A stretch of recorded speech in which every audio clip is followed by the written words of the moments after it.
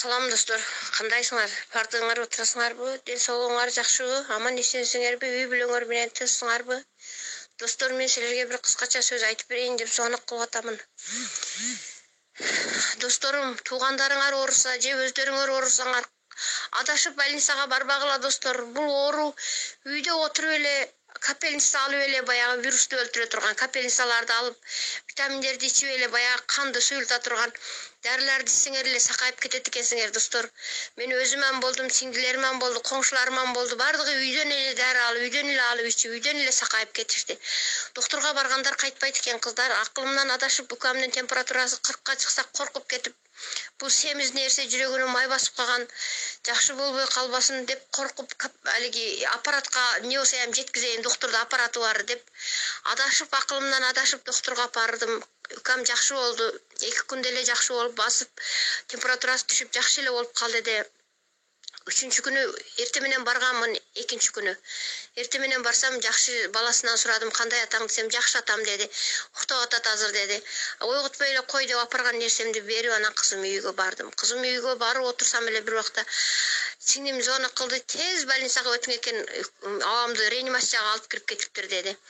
Анан кийин эле кайра таксиге отуруп больницага келип, реанимацияга кирип, айнеги ачыкта, больницанын эшиктери бардыгы жабык. Айнегинен анан кубат десем, эжежан, мен бияктамын, булар адам өлтүргүч экен, мени өлтүрөбүз деп жатат. Азыр экөөнү өлтүрдү, 3-чүсү азыр менмин, мага даярданат азыр булар деп бакырды. Ой, садагой, сени мен кантип өлтүртөт дедим, алып кетемин, майли, азыр чакырамын адамдарды, алып кетемин десем, деп бер жака бастам укам телефон менен звонок кылды. Эже 312-ге чалгын, журналисттерди чакыргын, булар адам өлтүргүч экен, мен точно көзүм менен көрүп жатам, мына экөөнү өлтүрдү, 3-чүсү менмин деп дагы баягы сөзүн айтып, же 105-ке же 312-ге чалгын, журналисттер кесин, мен карма беремин буларды деп бакырды деди. Анан кийин мен чакырдым, садагулоюңдар, ону өлтүрбөгүлө, 9 баласы бар, ол өзү зорго жүрөт, ону меме кыбагыла деп, силерде ham бир тууган бардыр, жигар бардыр деп баягыга жалындым, врачка жалынсам айнектен. Майли эже, укаңыз аябай күчтүү экен, баш бербей жатат, телефонуну бербей жатат. Укаңызга айтың, кичине тынчтанып турсун, звонок кылбай. Биз башка аппаратка кошуп алайык, анан кийин неме кылабыз деди. Анан мен чыгары бер десем айтты. Ондо мен 6 сааттык эле врачмын. Чоңдор менен сүйлөшүп көрөйүн, чоңдорго звонок кылайын деди. Анан звонок кылат экен да деп бир жака бастым. Басып эле туруп, дагы кайра бир 5 минуттайбы, 7 минуттайбы турдум дагы. Кайра жүрөгүм чыдабай баягы айнекке барсам, укамдын телефону звонок болуп атат. Анан кийин кайра эле баягыга неме кылсам, албайт звонокту. Анан доктор чыкты дагы. Эже, байкеңиз өттү, мынакей телефону деп колума карматып койду.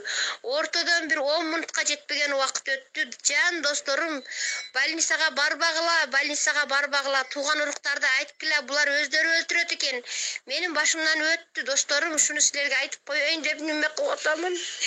Өзүмдүн укамды өзүм колум менен больницага түзөтөм деп апарып, 2 күн жакшы болуп, температурасы түшүп, өзү басып оокаттарын жеп, колбаса жейм, эже шашып жейм дегенде бардыгын ташып, ошол күнү компотуга чейин апарып берип, көзүм менен көрүп келдим уктап атканын. Ушинтип анан ажырап калдым, досторум, докторго барбагыла, докторго, бул докторлор адам түзөтө турган докторлор эмес экен, адам өлтүргүчтөр экен. Бүт жаш студенттер экен. Олорго дипломуңду биз бербей коебуз, эгер сен ушул көлдү бербесең десе, олар жаш балдар кыла берет экен, кыздар. Силерге кубактандырып айтайын деп чыктым. Башымдан өттү.